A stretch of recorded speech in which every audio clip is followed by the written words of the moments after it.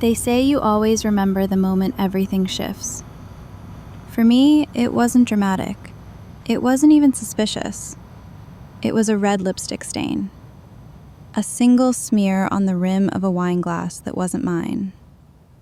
It was a Tuesday. I had just gotten home early from a weekend girls' trip to Bend, one of those spontaneous retreats we all plan when someone's marriage starts cracking like old porcelain. Mine was still intact, or so I thought. The kitchen was spotless, too spotless. A vase of fresh lilies on the counter, soft jazz playing from the Bluetooth speaker. Mason, my husband of 8 years, my college sweetheart, the man who once wrote me poetry in the margins of his architecture textbooks, was in the backyard, pretending to water plants that didn't need it. I said nothing about the lipstick. I just walked over, kissed his cheek, and asked, "How was the birthday party?" He blinked. "Huh?" "Your brother's, on Saturday. You said you might go." "Oh, yeah, it was fun, just a small thing." Lie. I already knew. Because while I was soaking in hot springs and pretending not to check my notifications every 10 minutes, his brother Josh texted me a video of the party. Just a crowd of people singing happy birthday to Josh. Mason was in the background, seated at a patio table, head tilted towards some woman I didn't recognize, laughing, leaning in way too close. I played it cool. Because rage is a storm, and I, dear reader, prefer to strike like lightning. Fast, precise, and unforgettable. That's when I started digging. That woman? Her name was Ava. Used to be a friend of Josh's, and by friend, I mean she was his mistress during the great divorce of 2021. I remember because I helped Josh's ex-wife pack her things. Ava had been the homewrecker then. Guess history repeats itself if you leave the door open. So now Ava had upgraded, or downgraded, depending on how you view Mason. I didn't confront him. Not yet. That's the part most people get wrong. They burst in like it's a soap opera finale. Me? I needed more than a hunch and a lipstick stain. I needed a smoking gun. So I set the stage. I started texting Ava from a burner number. Just emojis at first. Then things got creepier. How's my husband? Did he like the wine I left behind? I knew they'd panic. And they did. Mason got jumpy, password changed his phone jumpy. Suddenly started offering to cook dinner every night, which was cute considering he once burned minute rice. But I wasn't angry. Not really. I was studying, calculating, watching the man I married unravel himself one nervous tick at a time. You see, I don't believe in screaming matches or thrown plates. I believe in structure, in control. And when I tell you what I found in part 6, you'll understand why my revenge wasn't just personal. It was poetic.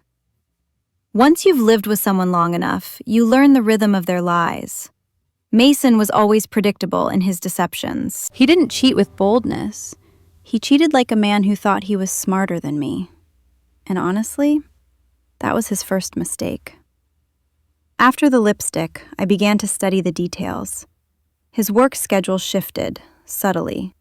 More client meetings that didn't show up in his shared calendar. He started keeping his phone on him like it was a second skin. And once, when I casually asked him what Josh was up to, he looked at me like I'd slapped him. "Why are you asking about Josh?" I shrugged, just wondering how he's doing after the whole Ava mess. His face tightened for half a second. It was quick, but I clocked it. Now, I'm not the kind of woman who searches phones or breaks into emails. I don't need to. I wait for people to get lazy. And Mason, he got lazy. One night, he left his iPad on the couch, logged into his email. Rookie move. There, buried beneath the usual newsletter junk and work threads, was a calendar invite titled Design Sync, Private Location, sent by Ava.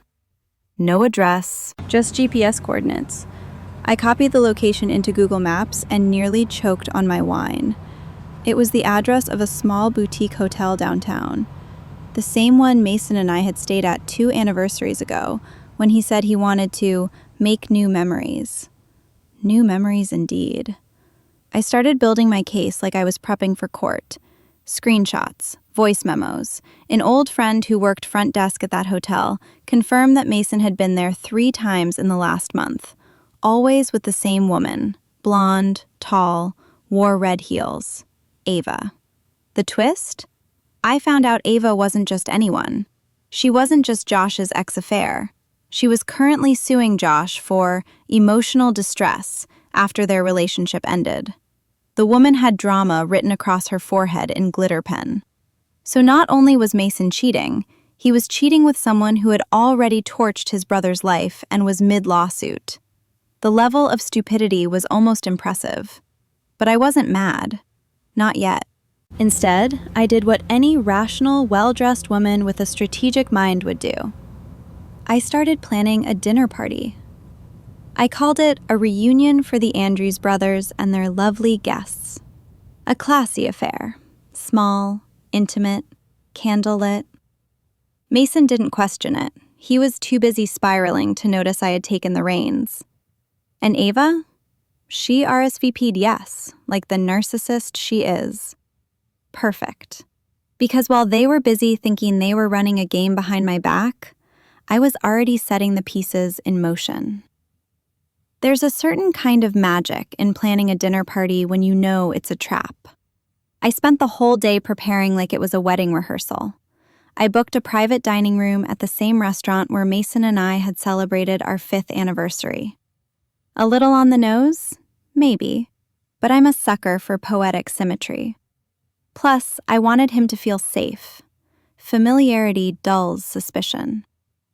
I made a guest list short enough to feel exclusive. Josh, of course, his brother and the original Ava casualty. A few of Mason's colleagues who didn't know the full mess yet. And of course, Ava. I sent the invites like I was the proud wife hosting a social milestone. No one batted an eye. I told Mason it was a networking event. Just some light PR, I said, brushing past him in the hallway. You've been so stressed. I thought it might be nice to feel appreciated again. He smiled like I was petting his ego. I was hand-feeding it its last meal. That night, I wore a dark green silk dress, the one Mason always said made me look like a damn movie star.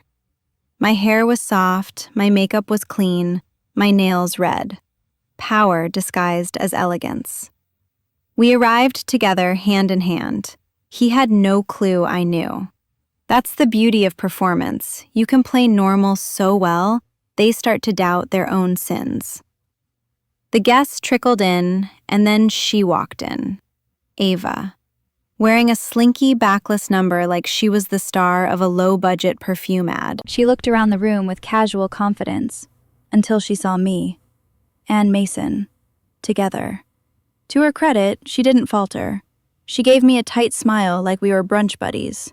I walked straight over to her, kissed her cheek like I didn't want to bite it off, and whispered, "Glad you could make it. You look brave." She blinked. That's when I knew she knew, or at least suspected. Dinner was served, drinks were flowing, laughter circled the table like a polite hurricane, and then I raised my glass. To connection, I said, locking eyes with Mason. To old ties, new bonds, and keeping it in the family. Mason chuckled nervously. Ava looked like she was trying to merge with the linen napkin in her lap. Then I pulled out a small envelope and set it on the table between us.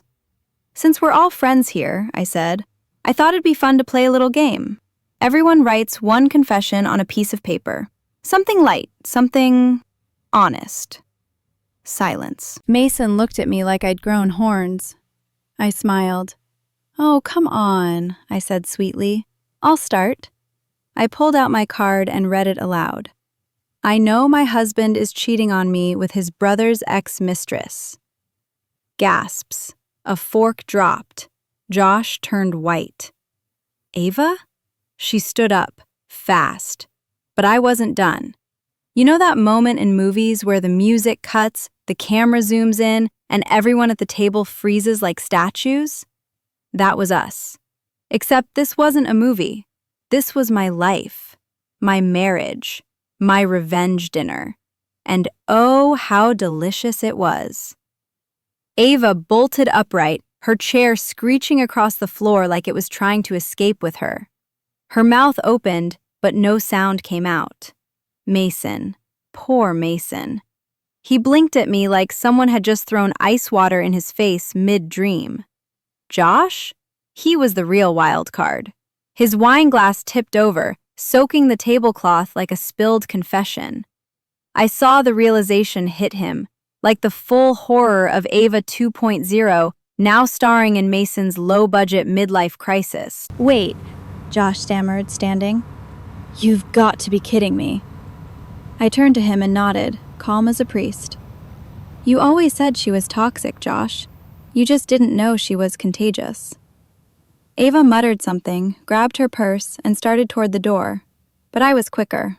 I reached into my clutch, pulled out a small stack of photos, and slid them across the table. Her, him, together. Hotel lobbies, a park bench, one of them entering the boutique hotel time-stamped. This isn't gossip, I said, staring directly at Mason. This is data, receipts, GPS, and a little help from an old friend who works front desk at the Bexley Hotel. Mason looked like he'd swallowed a wasp. You were spying on me? I tilted my head. No, sweetheart, I was verifying, like any good wife.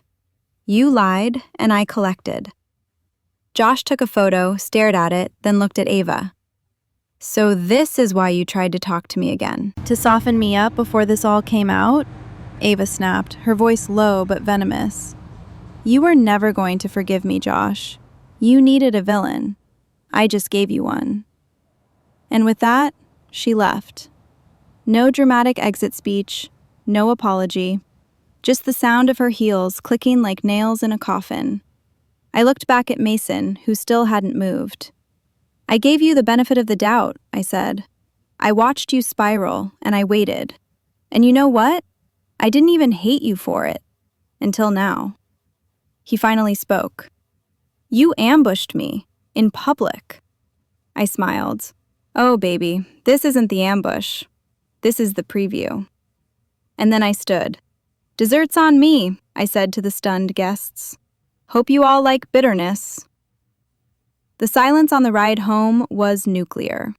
Mason sat in the passenger seat, staring straight ahead like he was waiting for the earth to crack open and swallow him whole. I didn't speak. I didn't need to.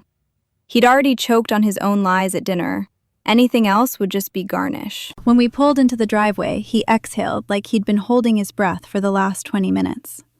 Can we just talk? He said, voice hoarse. I looked at him. Sure, right after you explain how you managed to crawl from your brother's ex-mistress to my inbox of humiliation in under a year. He flinched. I got out of the car. The house smelled like vanilla and denial. A candle he'd probably lit before dinner to seem thoughtful. The moment we stepped inside, I walked straight upstairs, heels clicking with surgical precision. He followed. Of course he did. Like a man walking toward his own sentencing. I stood in front of our walk-in closet, pulled open the door, and there it was. The suitcase. The one I'd packed 2 weeks ago. Not mine, his. Shirts folded with brutal neatness, ties color-coded, his favorite hoodie, the one he wore after sex when he was trying to pretend he was still the guy I married, folded right on top. A handwritten note tucked inside the side pocket. Hope she likes Forever 21 cologne and men who lie. He blinked. You packed my things? I turned to him, calm. What did you expect? A couples therapy session and a forgiveness playlist? He stepped toward me. It didn't mean anything. I laughed, sharp and joyless. You really think that's what I needed to hear? That you threw away a decade of marriage for something meaningless? He tried again. It was complicated. No, I said, crossing my arms. Complicated is a tax audit. This was deliberate. His hands dropped to his sides, palms open like he wanted me to see he wasn't hiding anything anymore. I messed up. That's the understatement of the century. I handed him the suitcase. I need space. You need perspective. Take this, go to your mother's or your mistress or whatever sad Airbnb you can afford now. He didn't move. I have nowhere to go. I smirked. Maybe you should have thought of that before playing footsie at your brother's birthday party with the woman who once blew up his marriage. Boom. That landed. He took the suitcase, moved toward the door, and then, almost under his breath, he said, "You were always smarter than me." I stopped, let the silence sit for a beat. "Yeah," I said, "but you only figured that out after Ava." Mason left that night, suitcase in hand, tail tucked neatly between his legs, and not a single apology worth remembering. I watched from the upstairs window as he stood on the porch, looking back at the house like it was something he'd lost by accident, like he hadn't lit the match himself. I didn't cry, not because it didn't hurt, God, it did, but because crying felt like giving him something he didn't earn. My grief was private, internal, and calculated, like everything else from this point forward. The next morning he came back. Not to grovel, of course. That would have required humility. He claimed he needed his tablet for work. I let him in, mostly because I needed him distracted. He went upstairs. I heard drawers opening, closets shifting. I waited 10 minutes, then climbed the stairs slowly, listening to the sound of a man still pretending he had a life here. His phone was on the bathroom counter, unlocked.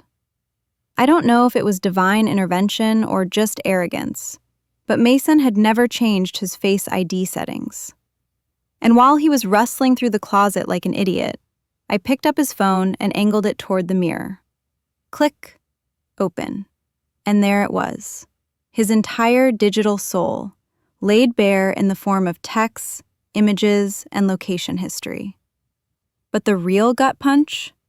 A secret album, labeled Project Crimson. I opened it.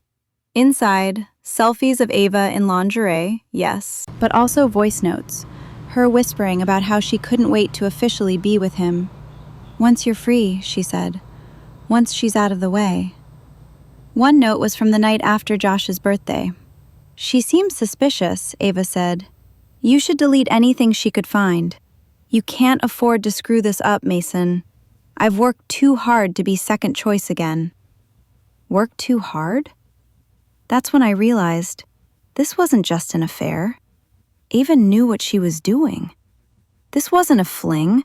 This was a hostile takeover. My marriage was her payback fantasy, and Mason was too stupid to realize he was a pawn in her revenge game against Josh. That's when my own plan changed. This wasn't about exposing Mason anymore. This was about Ava. She wanted to play dirty? Fine. I'd make her regret ever thinking she could come for me and win. After finding the Project Crimson folder, I didn't get mad. I got organized. Because here's the thing about women like Ava. They're always sloppy somewhere. No matter how carefully they scheme, there's always a breadcrumb trail. And I bake with breadcrumbs. First step, I copied everything. Every photo, every message, every voice note. I uploaded the contents to a private drive labeled Crimson Chronicles, because if we're naming things like comic book villains, I'm going to lean into the aesthetic. Second step, I set a trap. I reached out to Josh. We hadn't spoken much since his divorce, mostly out of awkwardness. But when I sent him a message, "I think you'll want to see something about Ava," he replied in under 5 seconds. When and where? We met for coffee, neutral ground, daylight. I showed him the folder. He went pale, then red. "She told me I ruined her life," he muttered, flipping through photos of her half-dressed in my guest room. "Said I used her, and now she's screwing my brother like it's some kind of rehab program?" I nodded. "She wants revenge. She's using Mason to settle a score with you." Josh was quiet for a long time. Then he said, "Let's ruin her career." I hadn't planned on a joint venture, but the man had resources. Turns out Ava worked for a design firm that Josh still had ties to, ones that wouldn't look kindly on an employee sleeping with multiple clients while leaking confidential project details in voice notes. Because, yes, those were in the folder too. The best part? She'd sent Mason confidential photos of Josh's newest architectural pitch deck, bragging that she got them off an old shared drive. So now it wasn't just cheating, it was professional misconduct, with a paper trail. Step 3. I scheduled a fake meeting with Ava under a burner account I created using a fake startup name, claiming to be a high-end residential client who wanted to hire her for a private luxury remodel. I signed it, "Interested in your unique design aesthetic. Let's chat." She replied in under 10 minutes. I set the meeting at a high-end wine bar, one she couldn't resist. The kind of place where people wear linen and lies like armor. And I told Josh to be there too. He was more than willing. Because this time, it wasn't about healing wounds. It was about delivering the sting. Ava arrived exactly on time, dressed like a Pinterest board titled "Woman Who Thinks She's Winning." Hair slicked back, camel-colored blazer, a gold necklace shaped like a dagger. Subtle. She didn't see me at first. I was already seated at the bar, glass of red wine in hand, back to her. Josh was tucked into a booth across the room, phone in hand, watching. When the hostess led Ava to the reserved table, she smiled like she'd just landed her next big paycheck. "Hi," she said, scanning the room for her mystery client. That's when I turned around. Her face fell so fast, I thought her cheekbones might crack. "Harper," she said, like my name had betrayed her by existing. "Hi, Ava," I replied, swirling my wine. "Have a seat. It's just us." She didn't move. She was calculating, probably wondering if she should bolt, play dumb, or feign innocence. "I know about the affair," I said calmly. "I know about Project Crimson, the photos, the hotel bookings, and, oh, the confidential company files you shared with Mason. Which, by the way, makes this not just adultery, but a violation of at least 3 NDAs. She sat down. No more smugness. Just the subtle twitch of a woman realizing she walked into a fire wearing gasoline. "I don't know what you think you have," she started. "Oh, I don't think, Ava. I know." I slid a folder across the table, old school style. Inside, printed screenshots, timestamps, copies of leaked design documents, and her little audio confession from Mason's phone. And then I dropped the cherry on top. A letter, already addressed to her firm's HR department, CC'd to their legal team. Her mouth opened. "You wouldn't." "I already did," I said with a smile. "But I gave them until Monday to take action. I wanted you to have the weekend to panic." Then I leaned in, just enough to let her smell the metaphorical blood in the water. "You came into my marriage like it was your rehab project. You thought screwing my husband would give you closure on Josh. You didn't just want revenge, you wanted a rerun. You wanted to win where you lost."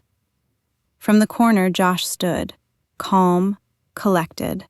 When Ava saw him, she flinched like she'd been slapped by a ghost. "You're done," he said quietly. "At work, with me, with this whole desperate rewrite of your life. You're not the victim, Ava. You're the pattern." She stood, face pale, rage boiling beneath her perfectly sculpted surface. "You think you've won?" I tilted my head. "No, darling," I whispered. "I just made sure you lost." So here I was, sipping coffee the next morning in my robe, victorious, vindicated, and riding the dopamine high of Ava's public downfall. That was the moment I should have known the universe was about to slap me with something sideways. My phone buzzed, an alert from our joint investment portfolio. "New account linked. Harper and Mason Andrews, retirement savings. We didn't have a retirement savings account. Not in both our names, anyway. I clicked in. There it was. A brand new account created 3 months ago, shortly after Mason's first Creative Sync meeting with Ava. Deposits totaling $48,000. Withdrawals? None. But the real kicker? The name listed as secondary beneficiary wasn't me. It was Ava Reynolds. I stared at the screen so long the letters started to blur. This wasn't just betrayal. This was long-term planning, financial planning. Mason had taken money from our existing accounts, slowly, sneakily, and dumped it into this secret little future fund, earmarked for the woman he claimed meant nothing. I wanted to scream, but instead, I called my lawyer. 30 minutes later, I was in her office, the document printed and highlighted. "This is asset misappropriation," she said. "If we file now, we can freeze it. You'll have to move fast." "Oh, I plan to," I said, voice like cut glass. Because it wasn't just the money, it was the audacity, the full insult of him plotting not just to cheat, but to retire comfortably with the woman he betrayed me with, using funds siphoned from our joint accounts. And the fact that he was so confident I wouldn't find it, that was the gasoline on my fire. I pulled up the last thing I needed, his financial disclosure form from last year's tax prep. I found it in our shared Dropbox folder, the one he forgot I had access to. And there, under expected investments, was a line labeled Special Projects. I screenshotted it, saved it, added it to the legal fire. Then I texted Mason. "Nice nest egg. Shame it's going to burn." 3 minutes later, he called. I let it ring. Voicemail. Then I texted again. "I hope Ava enjoys explaining why her name is on a fraudulently funded retirement account, especially since she just lost her job." I hit send. No hesitation. This wasn't about money anymore. This was about letting him know every brick he laid for his shiny new life was about to be turned into legal rubble. Mason thought he could rewrite the narrative, that after the Ava fiasco blew up, after she lost her job and vanished into the social media abyss, he could start phase 2, redemption. And like clockwork, it began. A few tepid apologies to family, a vague post on LinkedIn about navigating personal challenges, and then the invitation. A family dinner at his parents' house. "Just a quiet evening," his sister told me, "to help Mason make amends." Cute. I RSVP'd yes immediately. You see, I had no intention of staying quiet. Not after what I'd found, and definitely not after Mason tried to sneakily rebrand himself as the victim of a complicated emotional year. No, sir. So I walked into that dinner dressed like I was heading to a courtroom gala. Sleek black jumpsuit, hair slicked back, heels sharp enough to kill a man's reputation. I brought my own bottle of wine and enough grace to keep everyone calm. Until I wasn't. Dinner was awkwardly pleasant. Mason's mom made her famous roast chicken. His dad made a half-hearted toast about resilience. And Mason?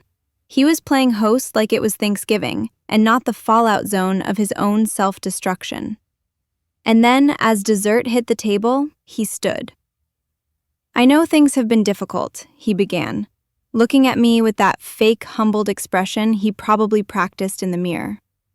"But I've learned a lot about myself this year, and I'm working to be better, to rebuild trust with all of you." There were polite nods, even a few encouraging smiles. And that's when I stood too. I tapped my glass gently. The room hushed. "I'm so glad we're sharing this moment," I said sweetly. "And since Mason brought up rebuilding trust, I think it's only fair I share what that actually looks like." I pulled a slim manila folder from my purse, set it gently on the table beside the pie. "Inside," I said, our financial records showing Mason funneled nearly $50,000 into a secret account with his mistress as beneficiary. I've already filed for asset protection, and legal proceedings begin next week. Silence. You could hear the lemon tart curdle. His mom gasped. His dad muttered, "Jesus." His sister covered her mouth. Mason? Pale, shaking, like someone just unplugged his public relations generator. I turned to him. Rebuilding trust doesn't start with performative dinners, Mason. It starts with honesty. And since you skipped that part, I made sure to bring it myself. I raised my glass. To full disclosure, may we all never be so stupid again. And I sat down. No one spoke for a full minute. Then Mason's sister leaned over, grabbed the wine I brought, and poured herself a glass. "Damn, Harper," she said. "That was better than anything on Netflix." Epilogue. The court sided with me. I got everything I was owed, and then some. Mason moved out of state. Ava?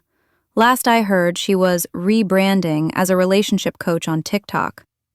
I bought myself a small coastal home, started consulting remotely, and began living a life free of lies, secrets, or burner accounts. And every now and then, when I open a bottle of wine, I toast not to love, but to clarity. Because revenge isn't just about what you take back. It's about what you never let anyone take from you again.